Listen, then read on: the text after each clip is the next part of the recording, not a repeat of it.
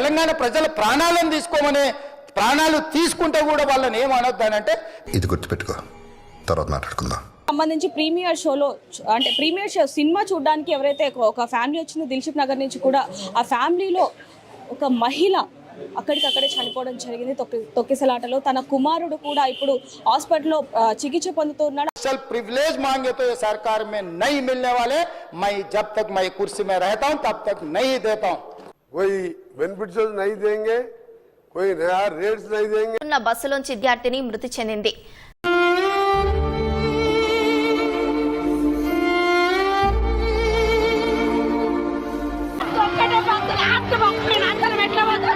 అక్కలు మళ్ళీ ఇంకా వెనుక చూడండి, కాలేజీ పిల్లలు ఏకంగా ఓ తమ్ముళ్ళు జర పైలం గట్టిగా పట్టుకోర్రి, కింద పడనంటే లేదోటి అవుతుంది మళ్ళా.